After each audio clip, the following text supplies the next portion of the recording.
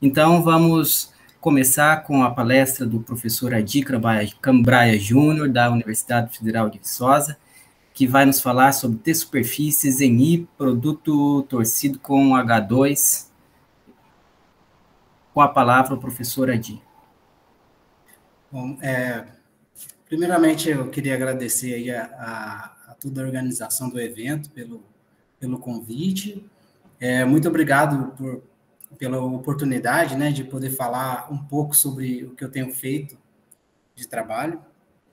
Bom, como o professor comentou, meu nome é Adi, sou professor aqui na Universidade de Viçosa, e eu atuo na área de geometria diferencial.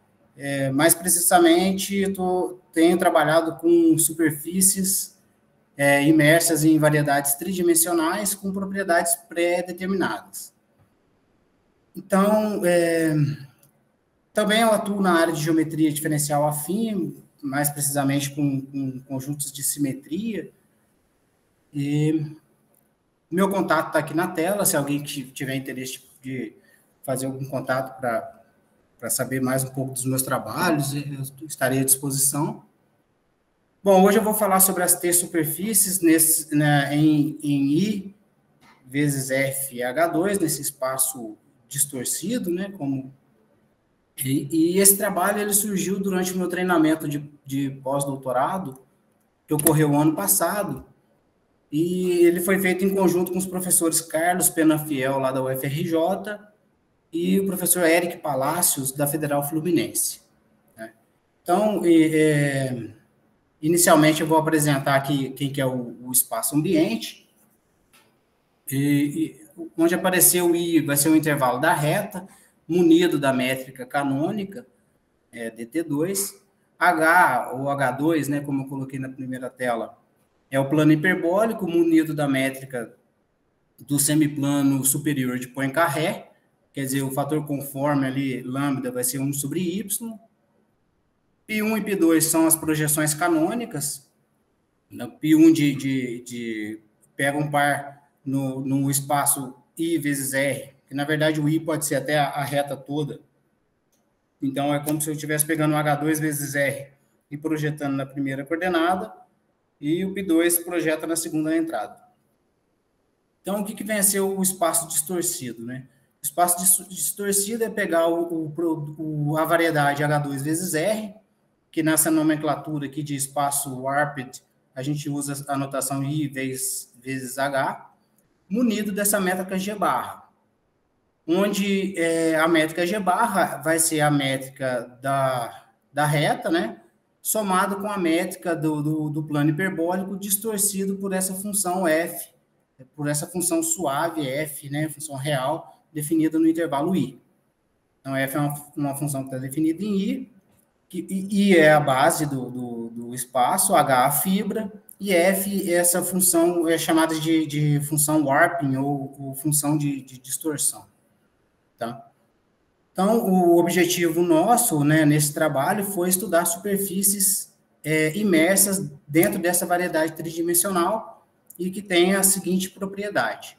Então, sigma, vou considerar aqui uma superfície imersa nessa variedade, nesse warped product, que a gente vai considerar como sendo um campo vertical. Então, dada uma superfície sigma, considerando o campo vertical xi, a ideia vai ser projetar esse campo vertical no plano tangente. Com isso, a gente tem uma direção t, e também ele tem uma componente na direção do normal, que é a componente que é chamada de função ângulo, né? Que eu estou usando aqui a função μ para denotar a função ângulo. Então, o nosso objetivo aqui é classificar, né, dar uma classificação para as T-superfícies, que são as superfícies em que em cada ponto da superfície, essa projeção T é uma direção principal. Então, por isso que a gente chama de T-superfície.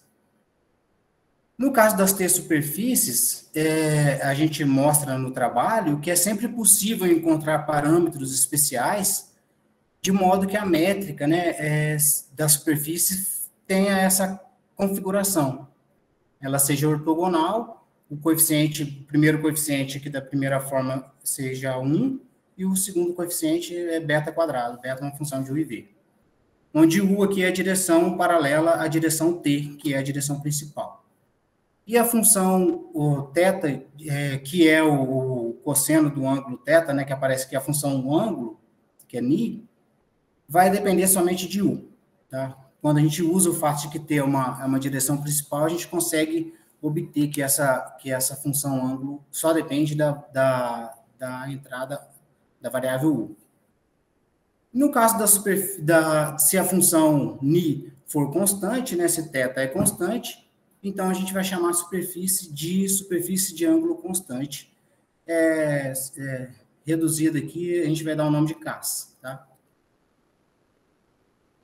Então, a ideia é essa, classificar as superfícies dentro desse espaço que é o H2VZR distorcido. Eu fiz o desenho aqui retinho, mas não dá nem para saber como que é, né? Depende da F, que é a função de distorção. No caso aqui, a F, o desenho está sendo a F0, né? Para dar o H2VZR. E estudando superfícies que tem essa propriedade, que em cada ponto a projeção do campo vertical no plano tangente vai ser uma direção principal. Então, para a gente classificar as superfícies, né, que são as T-superfícies, a gente usou fortemente esse resultado, que foi apresentado por Lawn e Ortega em 2015, onde ele apresenta as condições de compatibilidade para a existência de uma imersão isométrica nesse espaço. Então, essa primeira equação aqui é a equação de Gauss, né, a conhecida equação de Gauss. A equação 2 é a equação de Maynard-Kodasi.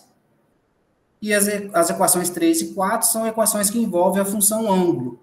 Tem aqui, e também a direção T, né, que é a direção principal. Que a princípio, não, aqui nesse resultado nem precisava disso, né? São as equações de compatibilidade, são essas 4 equações. E a última aqui também envolve a derivada da função ângulo. Então, é isso. A gente, para classificar, a gente vai ter que a superfície tem que atender essas 4 equações. Onde o que aparece F aqui é a distorção, né? A função warping. E T é a projeção do campo vertical que se no plano tangente. Então, o primeiro resultado que a gente apresenta é que se a gente tem uma T-superfície nesse espaço, se ela está parametrizada localmente por essa configuração, T de UV, X e Y, e orientada por um vetor normal unitário N, então as funções coordenadas T, X e Y satisfazem as seguintes equações. A função T, TU vai ser seno e TV vai ser zero, quer dizer, a função T vai ser uma função que só depende de U, né? Que a gente consegue integrar aqui e obter ela já de imediato, que vai ser integral em U da função seno de θ du. E as entradas x e y satisfazem essas 5, 6 e 7 aqui, que decorrem exatamente da métrica. Então, eu vou dar um nome para esse lema aqui, de lema de condições da métrica. Tá? Então, toda a imersão de uma T-superfície tem que satisfazer essas condições da métrica. Então, uma vez que a gente tem uma T-superfície nesse ambiente, segue das equações, daquelas condições da métrica e também da fórmula de Gauss, que é aquela primeira equação de compatibilidade, que a imersão dessa T-superfície nesse ambiente vai ter que satisfazer o seguinte sistema de EDP. Tá? Então, um primeiro resultado que a gente apresentou foi esse. Esse sistema de EDP tem que ser satisfeito para uma T-superfície, né? Dada localmente por aquelas entradas T, X e U. Aqui a gente definiu uma função sigma que depende somente de U, porque ela é a F composta com a imersão, né?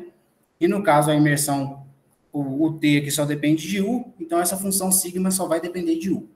E a função lambda que aparece aqui é o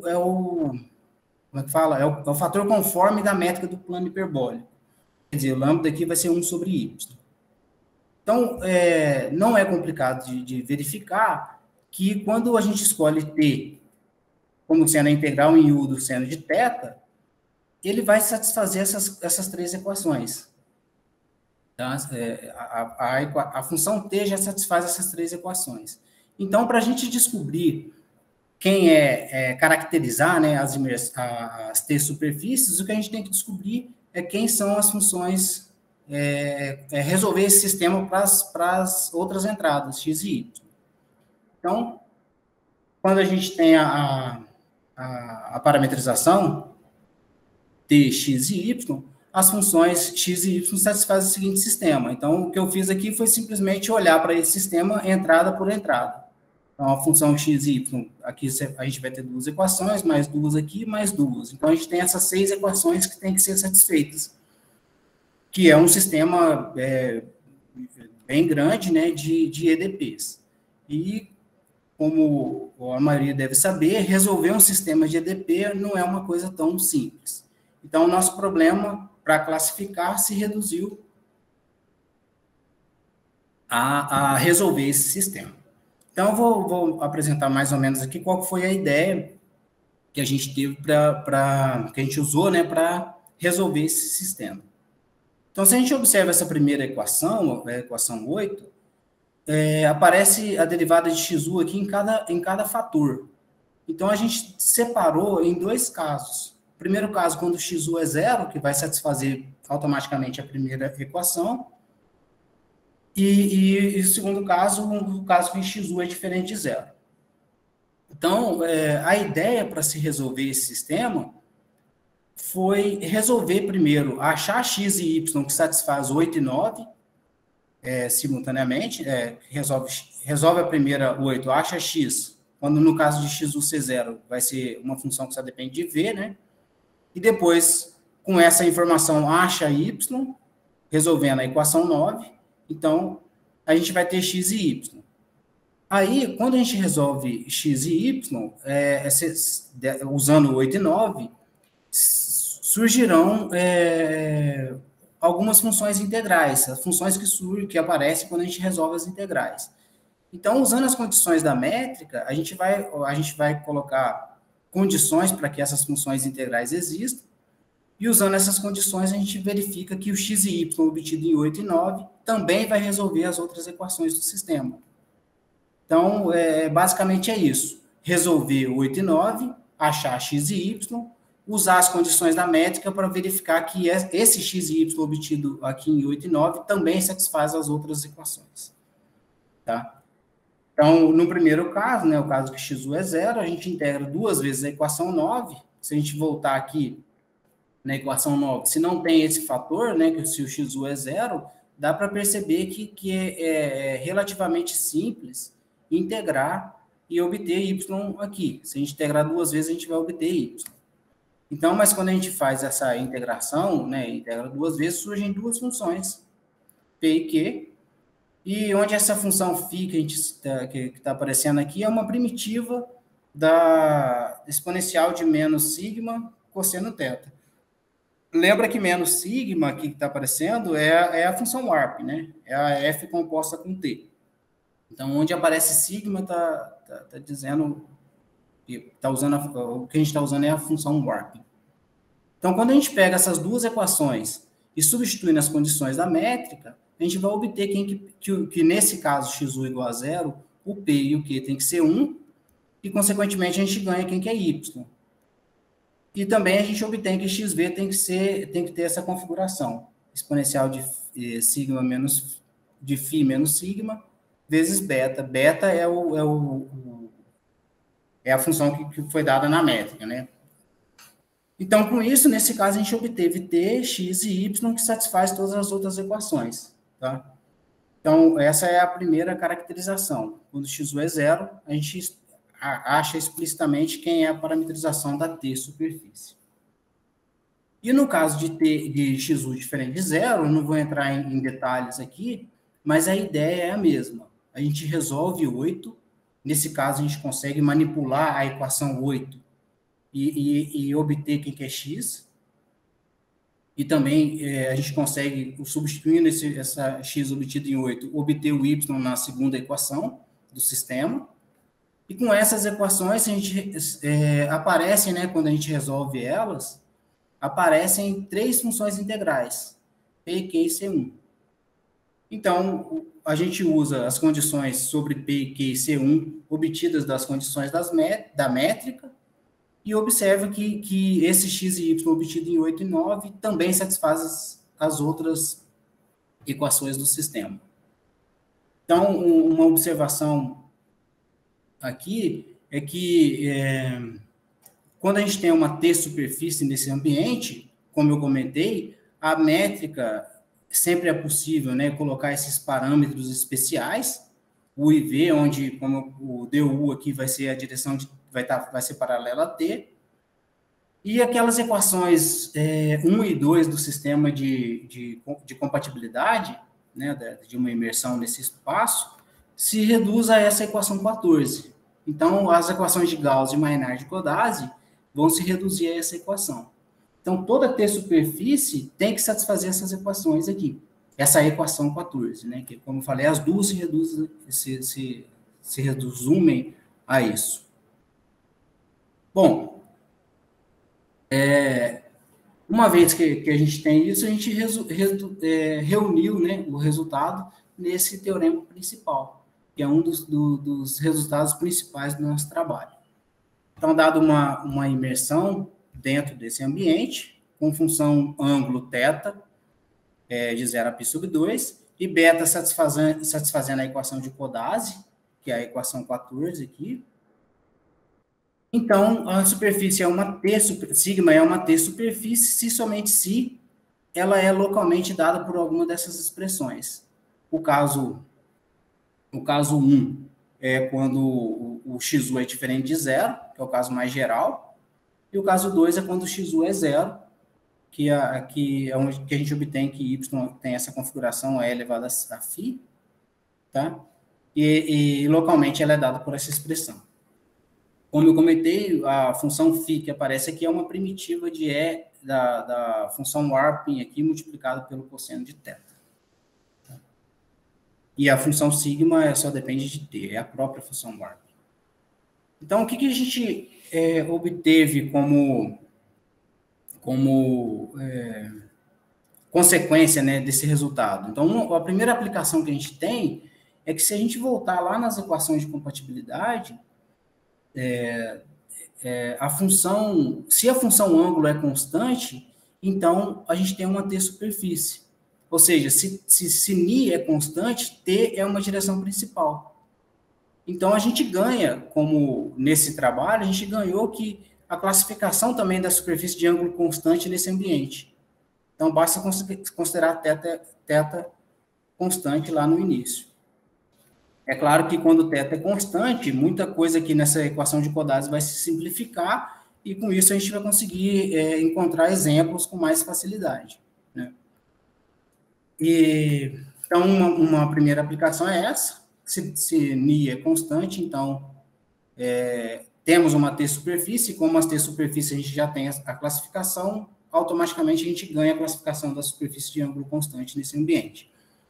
E uma outra aplicação que a gente apresentou no trabalho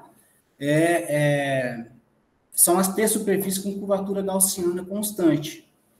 Por quê que a gente fez isso? Olha só, quando a métrica, como a métrica, né, da superfície, da T-superfície tem essa configuração, segue que a curvatura gaussiana, a fórmula, né, para a curvatura gaussiana, ela se reduz a menos beta U sobre beta, né?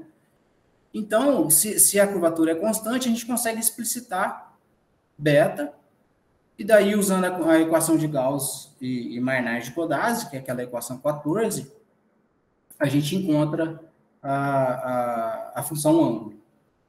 Então, a gente consegue exibir, primeiro, a gente consegue explicitar, né, um resultado, a gente explicitou lá no trabalho, um resultado de classificação das superfícies, das T-superfícies com curvatura gaussiana constante, e aqui eu trouxe para vocês 2 exemplos.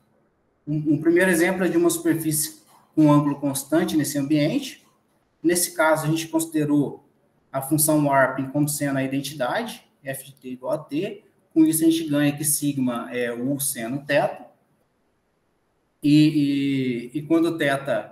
E nesse caso aqui, se a gente considerar θ igual a π sub 3, se a gente olhar lá para o teorema principal, a gente vai ter a seguinte superfície. Então, aqui está um gráfico aqui de uma T-superfície, né? Imersa nesse ambiente, nesse warped product. Adi, nós estamos com 20 minutos, tá? Então, caminhando agora para a conclusão, por favor. Ah, tá ok. Obrigado. E no segundo exemplo que eu trouxe, é um exemplo mesmo de uma T-superfície nesse ambiente. Então, quando a gente considera aqui a função f como sendo menos logaritmo de t, e a função θ como sendo seno hiperbólico de u, a gente ganha lá do teorema principal que uma parametrização de uma T-superfície nesse ambiente é dada por essa expressão, e com isso, se a gente jogar lá eu fiz o gráfico eu plotei essas superfícies lá usando matemática. Então, a T-superfície nesse ambiente tem essa configuração, tá? As referências que a gente usou no trabalho são essas, o artigo do Daniel Benoit, para olhar as equações de compatibilidade em H2VSR, e também esse artigo da Ana Irina aqui, da Montenu, a gente usou muito para ter ideias também de como resolver nesse espaço distorcido. Okay? Então, é isso, eu queria... muito obrigado. Mais uma vez, queria parabenizar aí os organizadores pelo evento, que está muito bacana. E, como eu disse, eu estou à disposição aí, se alguém quiser trocar alguma ideia e se conhecer mais do que eu tenho feito e trabalhado, estou aberto aí a perguntas. Obrigado, Adi. Nós agora vamos, por favor, abrir o microfone para agradecer o professor Adi com algumas palmas. Obrigado. E agora o professor está à disposição para responder a perguntas relacionadas à sua apresentação. Quem quiser pode abrir o microfone, fazer diretamente a pergunta ou escrever, se não tiver microfone. Oi, Adi? Oi, Catarina. Essa última figura que você colocou, eu estou querendo entender um pouquinho da geometria, porque como é um pouco rápido, né, não dá para... A penúltima, desculpa. Porque comparando essas duas últimas, a penúltima que você está dizendo que é essa aí. Sim. Com ângulo constante, certo? Aí você tem um ângulo, acho que não deu para eu entender muito bem, né? Aqui, como que você mediria esse ângulo aí? Que ela está dentro do ambiente do R3, não é isso? Não, não, aqui eu estou no modelo do plano hiperbólico. Sim. Né, no modelo semiplano superior, então eu certo. E vezes a reta. Uhum. E munido de uma métrica que distorce o ambiente através da métrica de H2. Tá. Certo? Então, enxergar visualmente como que a gente olha para o ângulo é bem complicado. Mas o que você dá não tem como fazer um paralelo com o R3, né? Não, até existe esse resultado, né, em R3. A classificação das T-superfícies imersas em R3. Foi publicado, eu não lembro ao certo a data, mas... Tá, ok. Então existe, né, uma relação aí, né? Existe. Ah, ok. Legal. Depois, se você tiver, você me passa? Sim, a classificação... Sobre no R3. Sim, faço sim. Não, eu adoro também o hiperbólico, mas no momento eu estou ficando mais com R3, com euclidiano mesmo. Ok, obrigada. Por nada. Mais alguém gostaria de perguntar ao professor? Fique à vontade.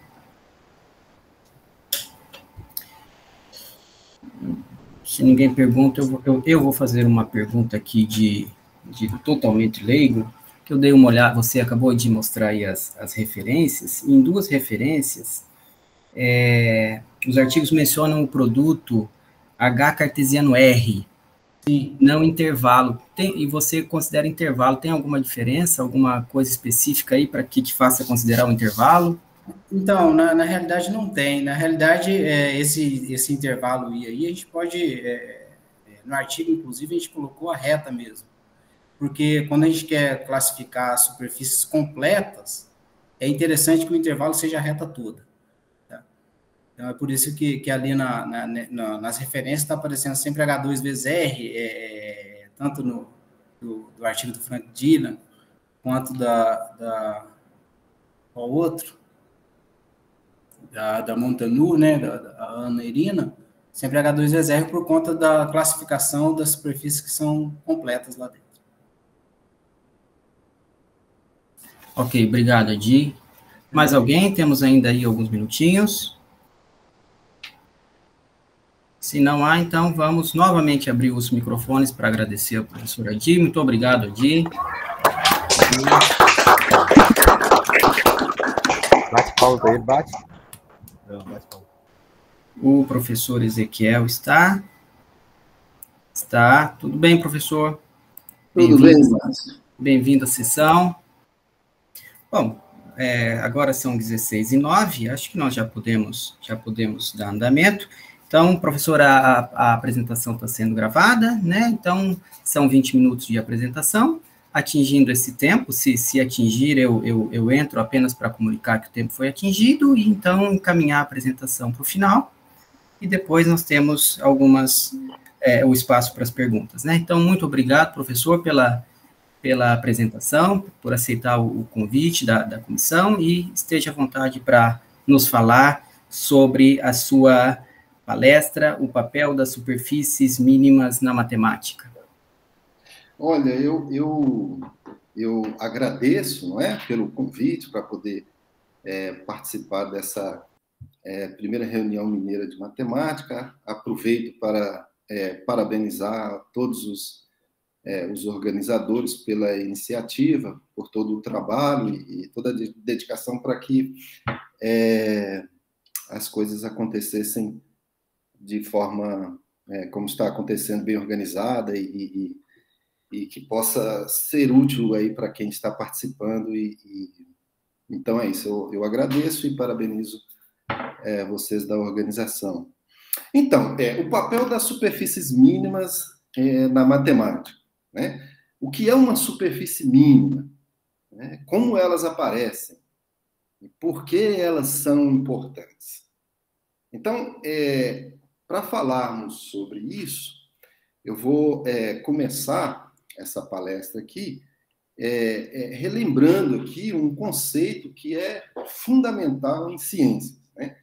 Que é o princípio da ação estacionária, que muitas pessoas o conhecem como o princípio da menor ação, né? Na verdade, esse princípio da ação estacionária já vem considerado, já é bastante conhecido há muito tempo atrás, né? E permanece algo central assim, em física e matemática, né? Sendo bastante aplicado aí em termodinâmica, mecânica dos fluidos, física de partículas, teoria de cordas, e especialmente em matemática na análise geométrica, né? Em análise e em geometria. Do que se trata esse princípio da ação estacionária, né? Ou princípio do menor esforço, ou da menor ação, da ação mínima, né? Na verdade, esse é um princípio variacional que, quando aplicado a uma ação do sistema mecânico, ele faz com que você consiga encontrar, digamos assim, equações que representam, né, o movimento desse sistema. Então, esse princípio afirma que as trajetórias, né, que na verdade pode-se entender como soluções de equações de movimento, são pontos estacionários, também conhecidos como os pontos críticos de um funcional de ação do sistema em questão, né? E na verdade, a gente diz que é um princípio muito conhecido como princípio da ação mínima, ou menor esforço, mas, na verdade, esses pontos estacionários não são necessariamente, digamos assim, pontos de mínimo, né, ou pontos extremos, assim, né? Na verdade, eles são pontos críticos, né, do funcional de ação do sistema. Né? Alguns casos específicos onde esse princípio aparece, né, só para lembrá-los aqui, né, já é bastante conhecido, mas Especialmente, por exemplo, né, Eros de Alexandria, há muito tempo atrás, já dizia, né, que a luz ela viaja sempre em linha reta, quando está em um meio homogêneo. Isso fazendo uma clara alusão ao princípio de menor distância, nesse caso, seria a distância funcional, digamos assim, a menor distância entre dois pontos, né? Uma outra maneira também envolvendo a luz seria que a luz viaja entre dois pontos dados ao longo de um caminho de forma escolhido, de forma que ela faça isso num tempo mais curto, né? E, bom, isso, digamos, para um sistema aí, no caso em que a luz está sendo considerada, esse princípio de menor esforço, de minimação, aparece, né? Algumas frases ditas que consideram isso são assim, né? Por exemplo, a natureza ela é econômica em todas as suas ações. Uma referência a um princípio de menor esforço, né? Muitas vezes você vê esse fenômeno de minimação na natureza, porque de todas as configurações possíveis que você pode ter, aquelas que de fato ocorrem possuem a menor energia. E aí, claro, existem muitos textos, inclusive em literatura, que abordam esse, digamos assim, esse princípio, né, de menor ação. De qualquer forma, o princípio de minimação estabelece que em todos os fenômenos naturais, uma quantidade chamada ação tende a ser minimizada, né, ou pelo menos encontrar um ponto estacionário. Né? Bom, indo aqui para mais dentro do que nós queremos tratar, como se forma uma bolha de sabão, né? Em uma bolha de sabão atuam duas forças. A tensão superficial, que é a força de atração entre as moléculas de sabão, que reduz a área da superfície da bolha de sabão. E a pressão, que é a diferença de pressão entre o exterior e o interior da bolha de sabão, que aumenta a área da superfície da bolha de sabão. Com essa atuação dessas duas forças, né, uma bolha de sabão é, então, um contorno de menor área que envolve um determinado volume. Essa superfície, a gente pode observar que ela mantém constante essa diferença entre a pressão interna e externa, e você tem esses formatos esféricos, né? E, digamos, essa diferença constante de pressão interna e externa, matematicamente, o que a gente chamaria de curvatura C constante, pelo menos a curvatura média. Mas, enfim, uma bolha de sabão, ela é uma forma, né, de juntar um certo volume de ar com menor área, e elas são esféricas. Então, a minimização da área diminui o número de moléculas da superfície, o que diminui a energia da superfície. Então, nós temos aí uma bolha de sabão onde esse princípio de ação mínima atua. Tá? Agora, como se forma uma película de sabão, né? Diferentemente de uma bolha de sabão. Uma película de sabão, sobre uma película de sabão, atua apenas uma força, que é a tensão superficial, que é a força de atração entre as moléculas de sabão, que reduz a área da superfície da bolha de sabão. Né? Então, uma película de sabão sempre adota a forma que minimiza sua energia elástica. E, né, podemos dizer que minimiza, pelo menos localmente, a sua área. Tá? Então, uma película de sabão é um exemplo do que nós chamamos de superfície mínima. Né? Então, você tem aí um exemplo onde um fenômeno de minimação atua, formando essa superfície, que é uma película de sabão, e que é um exemplo do que nós chamamos de superfície mínima. Então, a película de sabão é uma superfície que tem a menor área com um contorno fornecido. Tá bom? E isso é um exemplo do que nós chamamos de superfície mínima.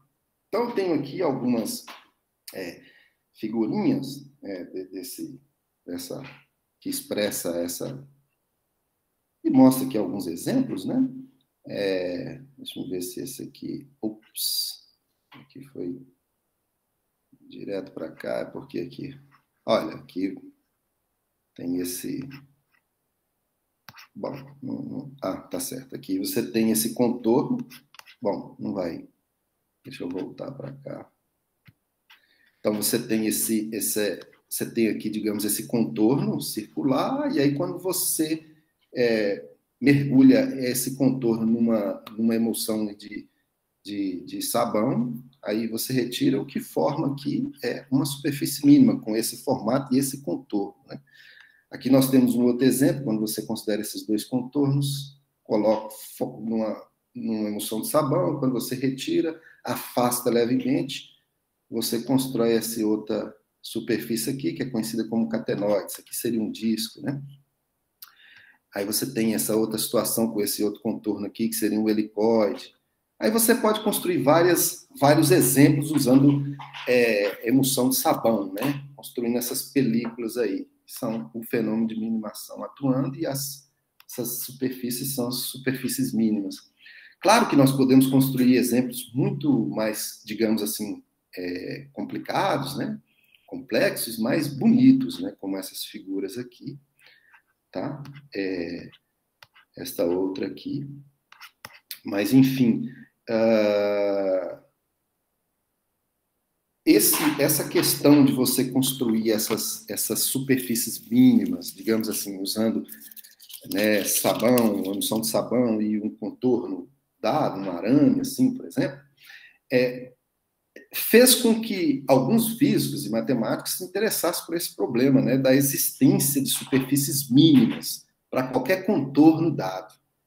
Então, esse foi um problema que foi proposto pelo Auguste Plateau, que era um físico belga, e ficou conhecido como problema de Plateau, esse problema de, sempre que eu considerar uma curva fechada simples, ou seja, vou chamar essa curva fechada simples de um contorno, existe uma superfície mínima, né, com esse contorno. É claro que você, brincando ali de fazer película de sabão, você mostra que sim, pelo menos assim, os contornos que você consegue produzir, você vai construir essa superfície. Mas esse foi um problema. Dado um contorno, ou uma curva fechada simples, existe uma superfície com menor área, cujo bordo, contorno, seja essa curva dada, né? Esse é o conhecido problema de Plateau. Tá? Esse problema, aparentemente, um problema de construir nessa área de bolha de sabão, brincar com bolha de sabão, película de sabão, foi um problema bastante difícil de ser tratado e, né, muita matemática foi considerada para resolver isso.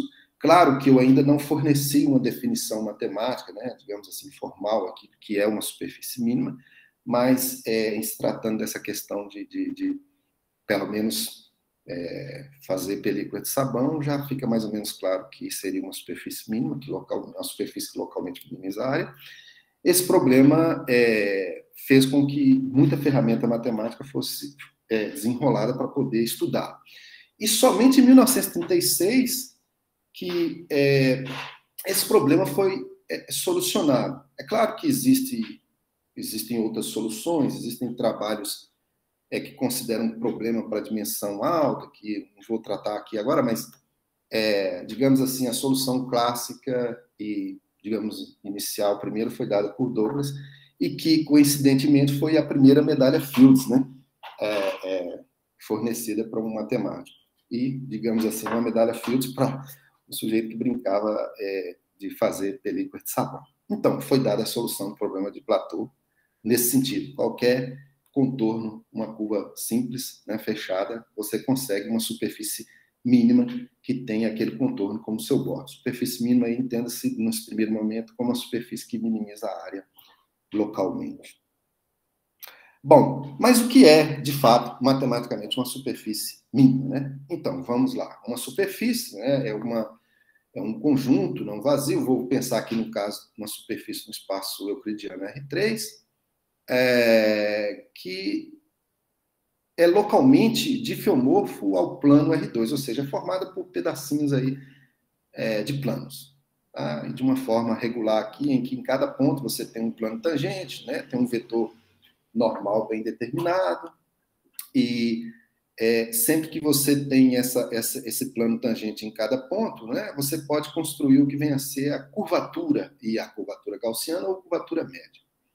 Aqui nós temos uns exemplos, né, clássicos aí de superfícies, cone, toro, as cônicas, né, tem vários exemplos de superfícies regulares. Claro que o cone aqui, o regular sem um ponto aqui, né, no vértice, tá bom. Muito bem, então, dada a superfície, o ponto, você tem um plano tangente bem determinado, e um vetor normal ali, esse plano, e aí cada plano que você considera que seja ortogonal a esse plano tangente, você constrói uma curva, não é, na superfície. E aí você olha para essa curva e olha qual é a curvatura dessa curva. Entenda-se a curvatura aí como, digamos assim, o inverso do raio do círculo que tangencia essa curva no ponto ali, né? O maior que está ali por dentro. E aí, então, você considera essa curvatura da curva. E você gira esse plano ortogonal ao plano tangente, né? E aí você considera várias curvas aí, digamos, né? Formando um círculo. E você calcula as curvaturas dessas curvas. E aí o mínimo e o máximo dessas curvaturas são as chamadas curvaturas principais. A média desse mínimo e desse máximo é o que a gente chama de curvatura média. O produto é a curvatura gaussiana. Enfim, isso é para dizer que a curvatura média tem essa simetria aí, né? Quando a superfície é mínima, a gente diz que ela é mínima, na verdade, é equivalente a gente mostrar que a curvatura média é zero, ou seja, esse máximo e esse mínimo que ela em curva, elas são simétricas, né? Então, a curva que tem a curvatura máxima e a curva que tem a curvatura mínima, elas são iguais à curvatura a menos de um sinal. Um é o inverso aditivo da outra. Então, aqui nós temos um plano, curvatura média zero, seguindo essa receita que eu falei para você calcular as curvaturas, né? A esfera não é mínima, porque aqui, se você girar o plano, as curvas, na verdade, são sempre círculos com o mesmo raio, então a curvatura é constante, que é o inverso do raio, então a curvatura média é simplesmente a média, que é o próprio inverso do raio. Enfim, aí você pode construir vários exemplos de superfícies, calcular a curvatura média e ver se é zero. Se é zero, a gente diz que é uma superfície mínima, porque essas curvaturas são máxima e mínima, são, digamos assim, simétricas, né? E, bom, dado uma superfície mínima, você também, essa questão de ter a curvatura média zero, você pode mostrar que ela também é mínima no sentido de minimizar a área localmente. Até por isso o nome de superfície mínima também. Tá? Muito bem. Agora, quais são as questões relacionadas com superfícies mínimas, para além daquela da existência, que era o problema de Platão? Então, a gente passa agora a querer construir exemplos, né, matemáticos, exemplos mais de superfícies mínimas, né? Então, aí tem o catenoide, helicoide, superfície de Scherk, e isso foram superfícies construídas ao longo do tempo, e nós temos a famosa superfície de Costa, que foi construída por um brasileiro, né, que até então não se conheciam superfícies com determinadas topologias, e o Celso Costa construiu essa superfície, depois começaram a surgir outras.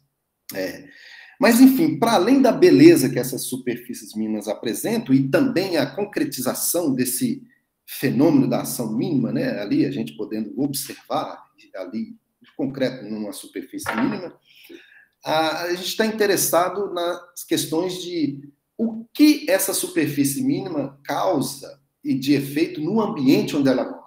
A existência de uma superfície mínima causa algum efeito no ambiente onde ela mora, porque eu estou falando de superfície mínima no espaço euclidiano, mas isso poderia ser num espaço hiperbólico, numa esfera, ou em outras variedades que não sejam necessariamente, outros ambientes que não sejam necessariamente o espaço euclidiano. Bom, então a gente sabe o seguinte, que, por exemplo, no espaço euclidiano, no R3, não tem superfície mínima fechada, ou seja, compacta e sem borda. A esfera, por exemplo, ela não é mínima. Ela minimiza a área depois que você fixou um volume. Né? Então, ela tem curvatura média diferente de zero, mas ela é mínima, mas dado que o volume foi fixado. Mas não existe outras que são mínimas, assim, que minimizam a área, independente do volume. Né? Então, e aí, bom, se você olha para um espaço que tem uma superfície mínima fechada, né, compacta, sem bordo, esse espaço não pode ser flat, né, não pode ter curvatura zero. Bom, e aí, quer dizer, a gente quer classificar superfícies mínimas do ponto de vista de estabilidade, do ponto de vista por exemplo, o catenoide tem algumas propriedades. Existem outras mínimas que possuem a mesma propriedade, seja diferente do catenoide? Então, ou seja, a gente gostaria de conhecer uma lista, né, de superfícies mínimas e que elas possuem algumas propriedades que as caracterizam, no sentido de que qualquer outra mínima que tenha aquela propriedade tem que ser uma dessa lista, né? Então, aí nós temos esses resultados clássicos aqui, né, que o catenoide, por exemplo, é a única mínima que é uma superfície de revolução, né, não planar, porque você tem um plano que é mínima, né? Dentre todas as superfícies mínimas, né, no R3,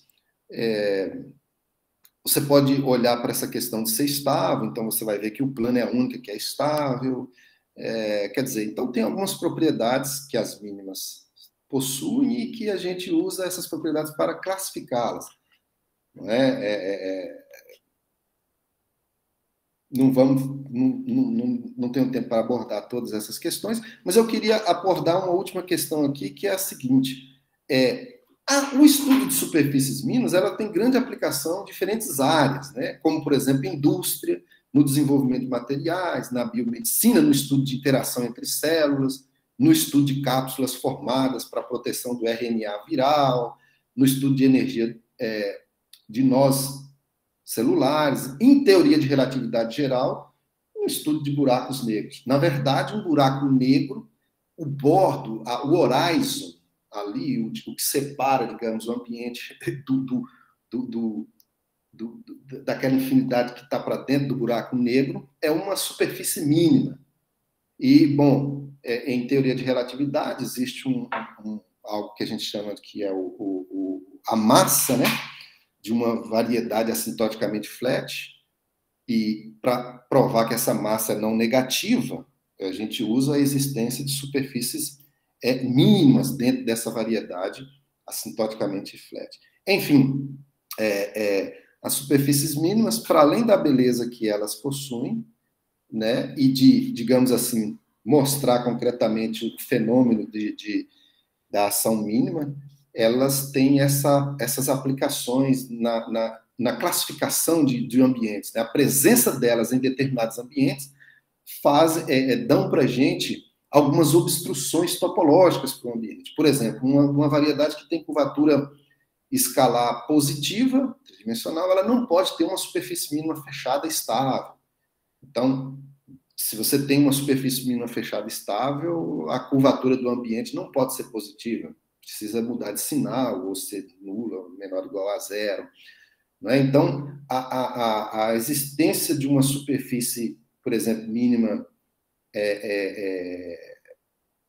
digamos, numa variedade assintoticamente flat, onde você tem um conceito de massa bem determinado, que é lá em teoria de relatividade geral, permite você provar que a massa realmente é não negativa, dado que a curvatura seja não negativa. Permite você também estudar os horizons, que, digamos assim, são os horizons de buraco negro, né, variedades, digamos assim, né, você usa superfícies mínimas para estudar espaços-tempos com buraco negro, como a variedade de espaços de Schwarzschild e por aí vai. Enfim, dado que nós temos aí esse tempo que está dentro dessa questão de minimização, né? O tempo realmente é bastante curto. Eu vou terminar a palestra por aqui. Mas, enfim, com essa foto aqui, mostrando exatamente aqui um horizon aqui poderia ser uma foto que representa um espaço-tempo. E, bom, aqui onde aparece uma singularidade, você tem essa simetria determinada aqui com as superfícies mínimas, que seriam os horizons. Ok? Então, eu vou terminar com essa foto aqui. Agradeço pela oportunidade e é isso. Obrigado, professor Ezequiel. Vamos abrir o microfone todos para agradecer ao professor.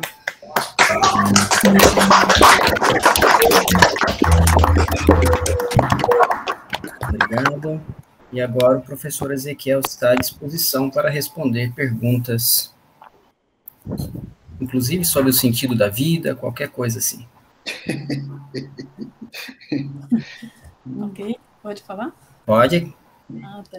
Eu queria parabenizar o Ezequiel, quando o tempo no Ezequiel.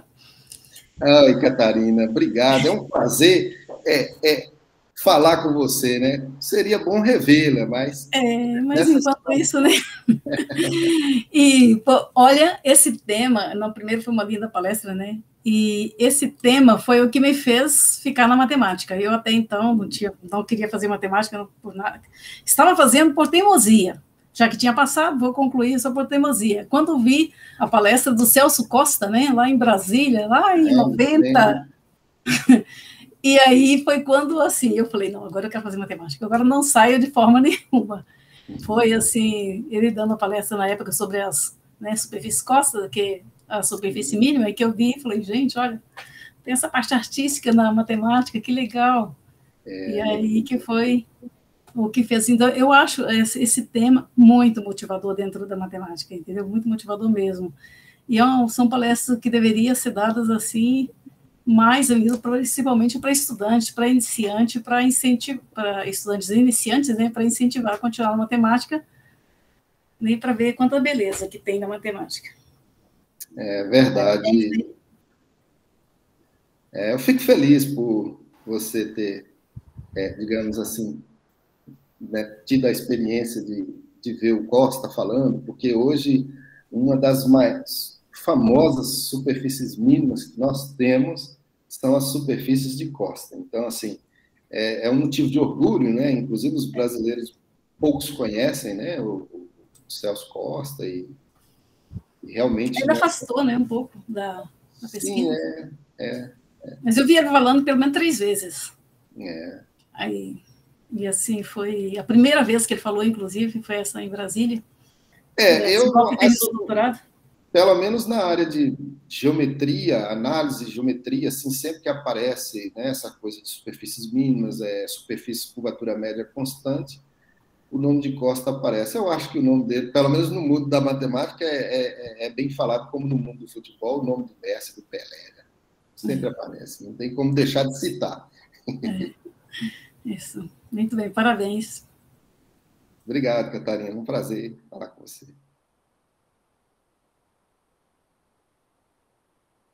Obrigado, Catarina. O Abílio abriu o microfone, queria perguntar? Não. Ah, tá ok. Mais alguém? Luiz Fernando. Só dar parabéns aí para o Ezequiel pela palestra. Satisfação de vê-lo aí, um grande abraço. Obrigado, é um prazer estar aqui e falar nesse evento. Pena que a gente tem que usar esse princípio da ação mínima nas palestras, né? E aí não dá tempo de a gente falar muita coisa. Mais 20 minutos, pelo menos vale a pena para a gente rever os amigos também e passar alguma coisa, né? Talvez a gente consiga fazer um evento desse em que as palestras sejam o dobro do tempo de hoje. Tomara que sim, em breve, que seja presencial, para a gente poder comer um pão de queijo, tomar um negocinho, né? Fazer umas experiências com as bolhas de sabão. Tudo isso, exatamente. Mais alguma pergunta? Neyton?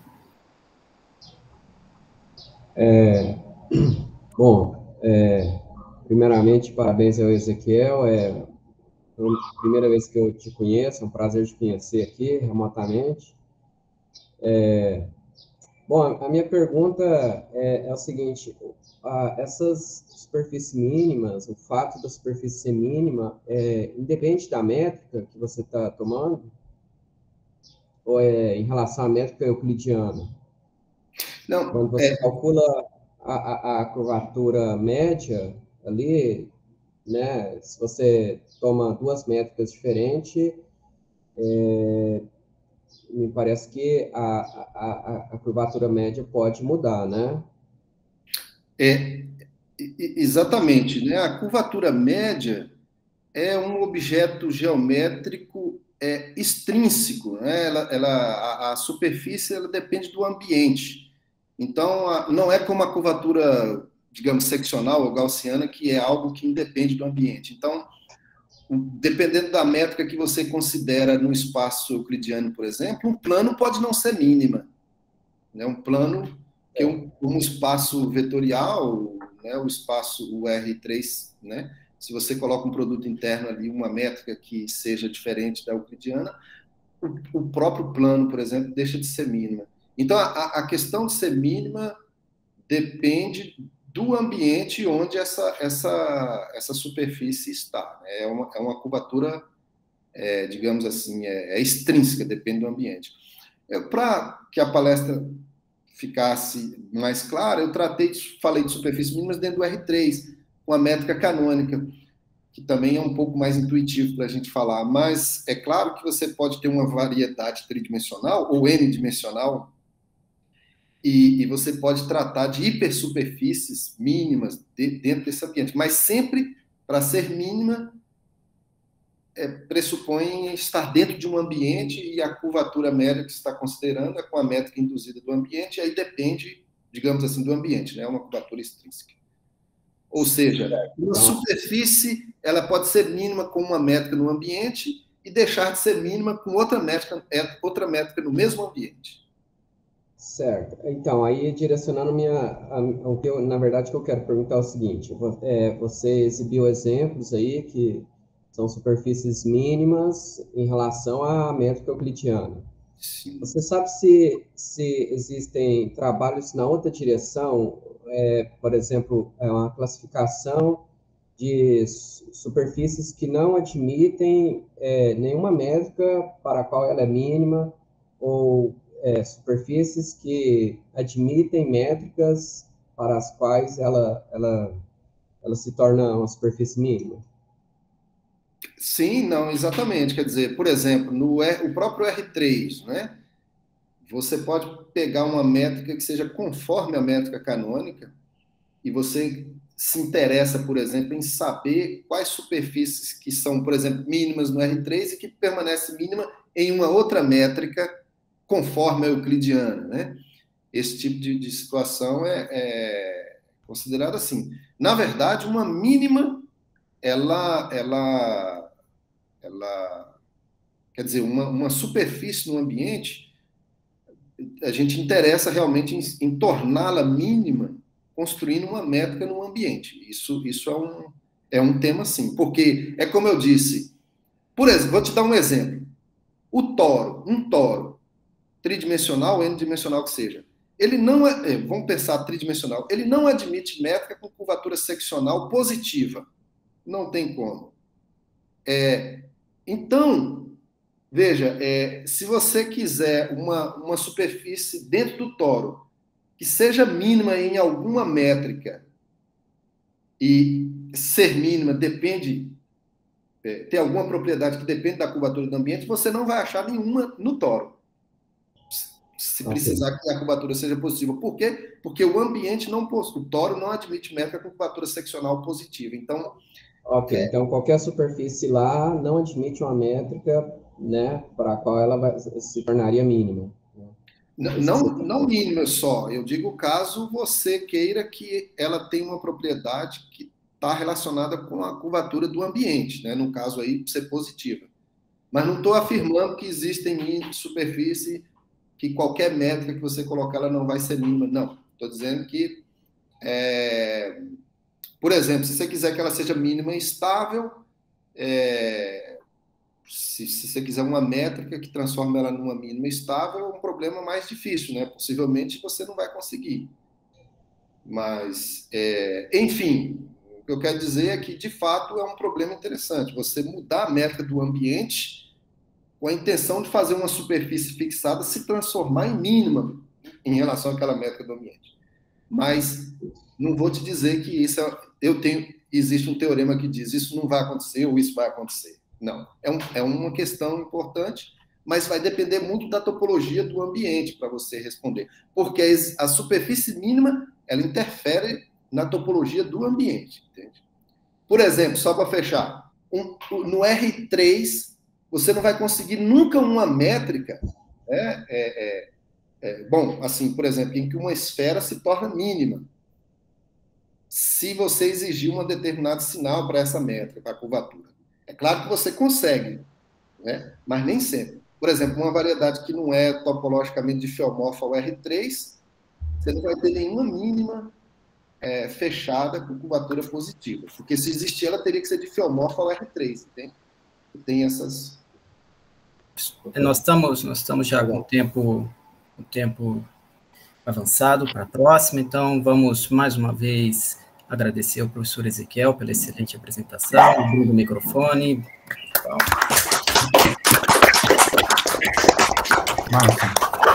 Márcio. Obrigado, professor. Agradeço, Márcio, pelo convite, pela oportunidade. Um forte abraço aí para todos vocês, especialmente para a minha colega aí, Catarina, e para o Luiz Fernando, meu amigo. Um abraço para todos, viu? Obrigado. Obrigado. Então, agora vamos para a próxima palestra. Professora Catarina Mendes de Jesus, da Federal de Juiz de Fora, que falará sobre aplicações de Gauss de superfícies fechadas e orientadas. Professora Catarina, tem a palavra, fique à vontade, está compartilhando a apresentação. Vamos lá. Obrigada, muito obrigada, Márcia. Bom, primeiro, né, como todo mundo, quero agradecer pelo convite, né, para essa primeira reunião mineira de matemática. É claro que estou super feliz de poder participar deste evento. E também quero parabenizar a comissão, né, pela ótima organização deste evento, né, que aproveitou esse momento difícil, né, e transformou em uma ótima oportunidade para organizar esse grande evento, né. Talvez, se não fosse esse momento difícil, né, poderia ser complicado organizar esse evento deste tamanho, né, com tanta participação. Mas, como se diz, pega o limão e faz uma limonada, né, e foi isso que fizeram. Muito bem.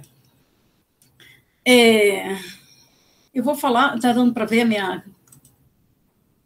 Está ok. Vou falar um pouco sobre construções de aplicações de Gauss sem pontos de cúspide. Aqui, o Ezequiel, antes o Adi falou, né, bem com uma lupa, né, olhando bem de perto, fazendo conta, o Ezequiel afastou um pouquinho da superfície, né, já olhou mais de perto, e agora eu vou bem de longe, né, vou falar olhando para essa superfície agora bem de longe, né, que já do ponto de vista mais topológico, né, olhando a singularidade, então, do ponto de vista topológico. Bom, esse trabalho, ele vem sendo desenvolvido em conjunto com Pantaleão Romero e com Esther Sanabria, que são de Valência. Ele é uma continuidade de um trabalho que também foi desenvolvido em conjunto com Simone de Moraes e com Carmen Romero, né? O objetivo aqui, né, o principal, é determinar grafos com pesos associados a aplicações de Gauss sem pontos de cúspides. Eu vou esquecer dessa parte aqui, sem pontos de cúspides, vamos olhar para o caso geral das aplicações de Gauss com cúspides ou não, certo? Caso geral, sem preocupar. Primeiro eu vou escolher uma superfície, né? A minha superfície, no caso, é uma superfície fechada e orientada. Então, eu construo uma imersão dessa superfície, tá, né, no R3, no 3 espaço, né? Coloco essa imersão, então, estou chamando de J aqui, essa imersão. E N é minha aplicação de Gauss, né, dessa superfície, aqui chegando em R2. Né? R2 não, S2. Né? Então, eu tenho aqui alguns exemplos, né? Aqui eu tenho o toro, fiz uma imersão aqui do toro no 3 espaço, né? E fiz aqui a aplicação de Gauss, pode ver essa aplicação aqui tem cúspide, né? Essa aqui, todas elas têm cúspide, né? Só que daí nós vamos escolher as aplicações boas, claro, que são as aplicações estáveis. O que são as aplicações estáveis? São as aplicações que, se você perturbar um pouquinho, você mantém as propriedades, né, principalmente do conjunto singular. Okay? Neste caso aqui, temos um exemplo que essa aplicação aqui, ela não é estável. Né, porque aqui, você se perturbar aqui um pouquinho, eu estou vendo aqui que tem duas cúspides que elas estão bicando aqui. Então, se você perturbar um pouquinho, ou vão juntar essas duas cúspides, né? Ou vai separar e ficar uma longe da outra. Aqui elas estão tangenciando essas duas cúspides. Então, é um exemplo de uma aplicação que não estável. Segundo, a gente está denotando aqui, estou falando aqui, o conjunto singular, a gente está denotando por sigma de n. Segundo item, né? Quando você tem aí, então, as singularidades estáveis das aplicações de Gauss, elas são sempre do tipo dobras e do tipo cúspides, né? Sendo que essas cúspides, como vocês podem observar, são sempre isoladas, Por ser a minha superfície fechada, né, no caso aqui dá para ver tranquilamente, por ser a superfície fechada, as curvas, então, elas vão ser curvas fechadas, certo? Essas curvas, por elas serem fechadas, elas vão separar vou voltar aqui de novo para ver, a minha superfície em regiões, né, conexas, certo? Então, são curvas fechadas, vai separar aqui a região. Então, fica fácil de associar, então, um grafo a esta superfície, né? A superfície com o conjunto de curvas, certo? Que são as curvas singulares. Esse grafo ele vai codificar, então, as informações desse conjunto singular, certo? E do complemento também, que são o conjunto regular. Bom, o que eu faço? Cada região eu vou associar um vértice. E cada curva singular, que no caso aqui são as curvas parabólicas, eu vou associar uma aresta. Então, eu tenho que uma aresta, ela é incidente a um vértice V, né, aqui, somente se essa curva ela está no bordo da região correspondente a esse vértice. Também eu vou colocar um peso nesse vértice. De que forma? O que significa esse peso que eu vou colocar nesse vértice? Esse peso, ele corresponde ao gênero dessa região, né? Porque aqui, por exemplo, eu tenho essa região aqui, ó, se você olhar, essa região é uma região hiperbólica, né? Tem curvatura negativa, a parte de dentro aqui. A de fora é uma região elíptica. Essa região elíptica, ela é homeomórfica a um disco.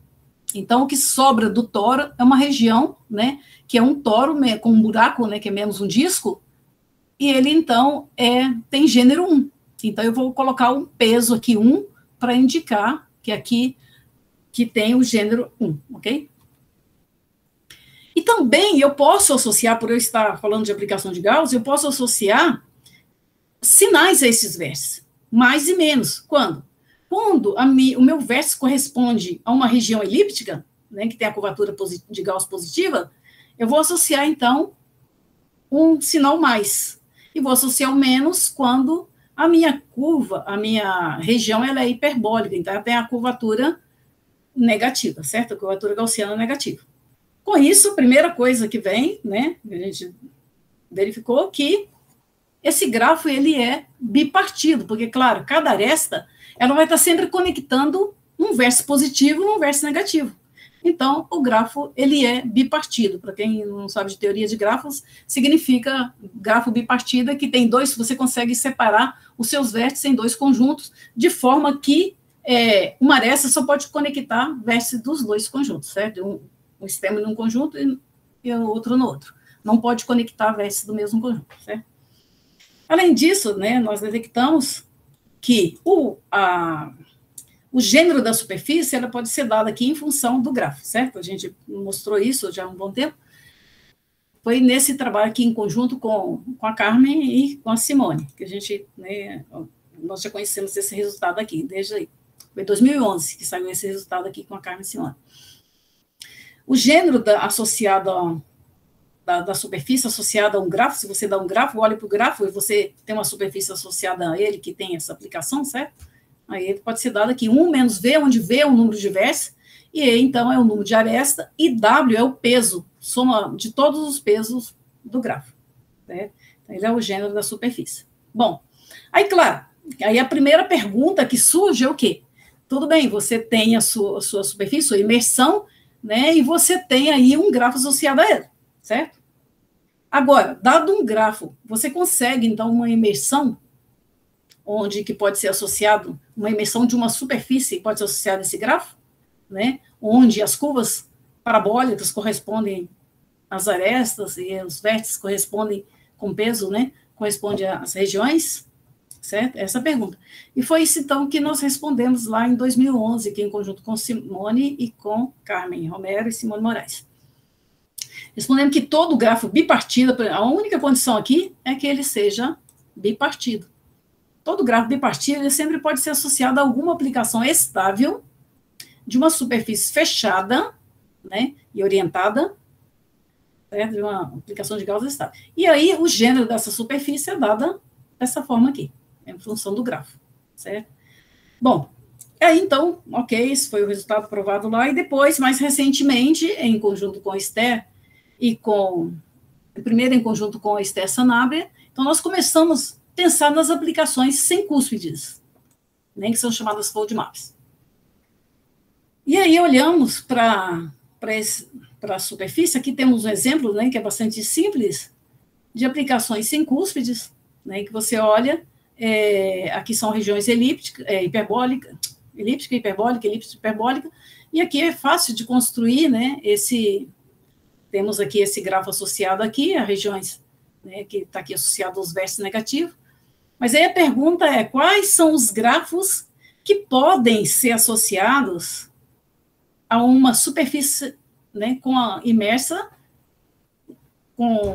cujo conjunto singular não tem cúspide. Entendeu? Aí já é um pouquinho mais complicado, né? Bom, primeiro, lá em conjunto com a Esther Sanabria, a gente fizemos as contas e detectamos que, no caso das aplicações sem cúspides, o número de arestas faz isso aqui, certo? 2V menos W menos. O que significa V menos W menos? V menos é o número de vértices com sinais negativos. E W menos é a soma total dos pesos nos vértices negativos. Certo? E aí, vimos que podemos tirar a aresta, né? Então, em função disso aqui. Bom, aí, então, nós definimos um grafo chamado grafo 2 negativo. O que são grafos 2 negativos? Grafos 2 negativos significa que os vértices que vão corresponder às regiões hiperbólicas, eles têm que ter somente grau 2, né? Ou seja, tem somente 2 arestas conectando a esse vértice. Por exemplo, aqui, o rosa está representando os vértices, né, que seria correspondente às regiões hiperbólicas. Aí são os rosas que todos têm grau 2, ou seja, tem 2 arestas somente conectando ele. Os vértices, os demais vértices, né, que são os vértices positivos, esses são os vértices negativos. Os vértices positivos não importam qual grau. Certo? Aqui nós temos exemplo de um grafo que não é 2 negativo. Por quê? Porque aqui eu tenho os vértices negativos aqui, que eu estou chamando de rosa, certo? Aqui, que tem grau 3. No caso, aqui tem 3 arestas saindo dele, então, alguns dos vértices, certo? Aqui tem grau 2, mas aqui tem alguns com grau 3, ok? Esse aqui também é um grafo 2 negativo, porque todos os vértices negativos, ele tem somente 2 arestas, ou seja, tem grau 2, ok? E aí, nós percebemos, né, provamos então que uma aplicação é sem pontos de cúspide, primeiro tem que ser 2 negativo, né, para ser sem cúspide, de uma superfície, claro, fechada e orientada aqui no meu M, né? E, além disso, depois a gente provou também que o W-, que é o peso negativo, certo? Das regiões hiperbólicas tem que ser igual a 0, ou seja, não existe regiões hiperbólicas com gênero maior que 0, certo? E aí, juntando esses dois aqui, consequentemente aqui, né, toda região hiperbólica de uma aplicação de Gauss, sem cúspide, claro, estável sem cúspide, ela tem que ser homeomorfa ao cilindro. Isso aqui ficou, então, super interessante, né? Aqui temos essas aplicações aqui, no caso, que tem esse laranja está correspondendo à região, né, negativa, ok? E aí, esse aqui, no caso, se tem 3 arestas, tem cúspide aqui, certo? Aqui, no caso, também, só tem uma aresta, também tem cúspide. Aqui, no caso, tem 2 arestas, que é os mais vermelhinhos, né? Aí, esses 2 são aplicações sem cúspide aqui. É somente essas 2, os outros têm cúspide. Esse aqui foi um trabalho que deu para determinar esse grafo aqui. Bom, com isso, nós conseguimos o resultado geral, né? Que eu já saltei direto aqui para o resultado geral. Que um grafo bipartido, né? Ele pode ser realizado por uma aplicação de Gauss estável sem pontos de cúspides, se somente se ele é 2 negativo e o peso, né, W menos, ele tem que ser igual a 0. Okay? Então, esse é o resultado geral. Então, que todo grafo, ele pode ser associado a uma aplicação sem cúspide se satisfaz isso aqui. Tem que ser 2 negativo e o peso 0. Certo? Aqui, então, temos alguns exemplos aqui de gráfico com peso, né? Aqui, por exemplo, se você observar, essa região aqui, ó, que está associada aqui, tem 2 arestas, né? Todos eles têm 2 arestas. Né? Todos esses aqui, são região que eu deixei em preto e branco. Eu colori essas aqui, porque as que estão lá na portada lá, na capa, né? São tudo cilindro, é uma região homeomórfica, um cilindro, que está enrolando aí, dando volta, né? Mas é homeomórfico cilindro, então toda essa região aqui. No caso aqui, essa região aqui, ela tem gênero 2, né? Ela dá volta lá, aparece aqui, fazendo, então você consegue provar isso aqui através de... Quais são as técnicas que a gente usou para provar isso aí? Foram transições de codimensão 1, né? Que são Bixi-Lips, basicamente, e cirurgias de aplicações de Gauss, né, que a gente construía. Como que faz? Então, para mostrar que todo grafo, a gente decompõe esses grafos, certo? Em grafos menores, resolve, né, realiza os grafos menores e depois faz cirurgia para completar, para realizar um grafo qualquer, ou seja, para construir uma aplicação, né, no caso aqui, sem cúspide, que é parecido com o caso das aplicações com cúspide, mas com um pouquinho mais de cuidado aqui. Aqui também temos exemplo, né, que, por exemplo, tem a região positiva aqui, ela é um bitoro, certo? E aqui, tudo isso aqui é um homeomorfo, então, um cilindro, que são as regiões negativas, né? E por aí tem esses outros exemplos aqui também. Bom, era isso que eu queria contar para vocês, e agora eu vou colocar aqui as referências, né? Aqui está o trabalho com a Simone e a Carmen. Esse é o trabalho com a Esther, que nós vimos para o caso de grafos de peso 0, somente. E agora tem esse aqui, que está submetido, né, este ano, que é o trabalho, então, no caso geral, com um grafo com peso. Ok? E esse é o trabalho de Whitney, que eu mencionei lá no começo. Ok? E, muito obrigada. É isso que eu queria contar para vocês. Eu não posso entrar muito em detalhes, senão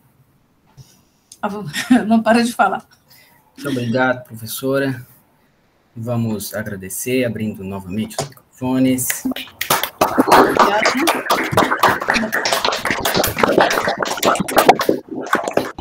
E agora a professora Catarina está à disposição para responder perguntas, inclusive como é que faz essas figurinhas tão bonitinhas assim. Esse é o Inkscape, e é gratuito e funciona em qualquer iOS, em Linux, em Windows, funciona em qualquer um. Inkscape. Uhum.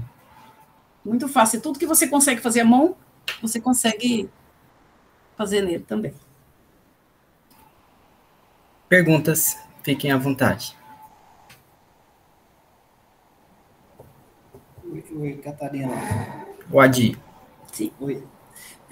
Catarina, o ambiente onde você trabalha sempre é o espaço... O R3. E esses trabalhos seus, vocês já pensaram ou existem em outros ambientes? Não estudamos ainda, porque a gente está aqui ainda agarrado nesse... no R3, não conseguimos sair daqui ainda, Adi. Entendi. Porque eu nunca vi nenhum trabalho que trata de grafos, né, de superfícies imersas, por exemplo, no espaço hiperbólico. Talvez, não sei, as arestas lá, sei lá o que seriam, né? Eu imagino, porque você tem que descobrir as singularidades. Quais são, quando você tem... Porque quando você fecha a superfície, você tem obrigado a ter singularidades, né? Que é difícil que você ter, né, a superfície sem singularidade, certo? Uhum. E aí, essas singularidades, então, que estão associadas às arestas. Então, são curvas, no caso aqui, são curvas parabólicas. Aí, no caso, tem que estudar quais são as singularidades. Quando você coloca isso lá, o que seria? Imagina você fechar uma esfera lá no hiperbólico. Como que seria essa esfera lá?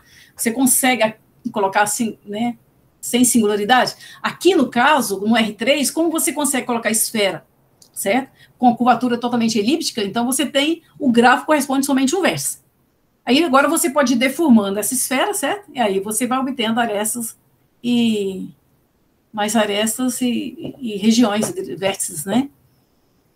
E que é diferente quando a gente associa também os grafos aplicados às aplicações em outras superfícies, que não seja a de Gauss, aí já sempre tem tem o toro, né? Quando você faz a aplicação do toro no toro, que é o único que você consegue que não seja identidade, consegue sem singularidade, né? Que é somente o toro no toro. Você consegue fazer com grau diferente de 0, diferente de 1, né? E sem singularidades. Aqui você consegue a esfera, né? Sem singularidades, somente, que é a região totalmente elíptica, né? O resto tudo você tem que furar. O interessante aqui é o seguinte, que significa, no primeiro lá com cúspide, na região com cúspide, significa que você pode pegar qualquer superfície, com qualquer gênero, né, N aí, e você faz um buraco, tira um disco dela, dessa superfície, e você consegue colocar ela no R3 com a curvatura totalmente positiva ou totalmente negativa. Só que daí pode dar um monte de cúspide aí no bordo. Tá? Aqui o que a gente está tentando fazer é sem dar cúspide no bordo, que é essa região, conseguir essas regiões sem dar cúspide no bordo. Aqui, por exemplo, né, você tem aqui, tá vendo aí, né? Seria um bitoro, certo? Se você olhar só para esse pedaço aqui, você tem um bitoro imerso no R3, certo? E onde o bordo dele não tem cúspide. Por exemplo, você não consegue uma região homeomorfo-disco que seja hiperbólico sem pontos de cúspide. Isso é um trabalho, acho que, de Jacopares, parece. E, né, que você o bordo de uma região imersa no R3, ela tem que ter cúspide sendo hiperbólico, curvatura negativa, né? Você tem que ter cúspide no bordo. Até a gente usou esse caso aí, para mostrar, então, que não existe região. Por isso que sai lá os grafos 2 negativo, porque quando a gente usa esse fato aí que não pode ter um vértice com grau 1, certo? Que seria extremo, que é o homeomorfo disco, negativo, com curvatura negativa, isso empurra para o resto do grafo e sai essa continha aqui, entendeu? E aí depois, quando a gente vê o peso lá também, que não pode, né, usa outra conta, a gente vê que isso aqui tem que ser 0. E aí, por isso que sai o resultado. Muito interessante. Parabéns aí pelo... Obrigada. Essa foi a parte mais difícil. Consegui isso aí. Levei anos para conseguir isso aí. Obrigado, Adi. Mais alguém gostaria de perguntar para a professora Catarina? Se não, então vamos agradecer novamente a professora. Muito obrigado, Catarina. Eu que agradeço. E aí, aproveitar e parabéns pelo evento, né? Isso, parabéns ao evento. Pela sessão. Mais uma vez, o Remita aí, o chefe. E nós temos outra sessão de Geometria e Topologia na sexta-feira de manhã. Acho que lá a Catarina que vai estar coordenando, né? Sim. E várias outras sessões aí durante o dia. E Edward e Remy querem dar algum recado, passar alguma coisa? Senão eu quero dar um recado rapidinho. Eu quero dar um recado rapidinho, só para lembrar que agora, 17h10, tem o espaço IC. Então, privilegiem aí os alunos de iniciação científica que enviaram trabalho para o evento. Os links das salas que eles estão, tá lá na página da programação do evento. E lembrando também que amanhã, 17h10, tem uma confraternização que vai ser pelo YouTube. E aí, quem se inscreveu no evento e tiver presente lá no YouTube, a gente vai fazer sorteio de alguns brindes também. Então, é isso que eu queria deixar de recado. Virtual? Isso. Alguns brindes virtual. Não, os brindes são brinde real. O brinde é virtual. Isso. O brinde é Pix. Manda um Pix. Vocês devem receber um e-mail muito em breve. Hoje, acho. Já é. Tá ok. Então, muito obrigado a todos. Obrigado a todo mundo.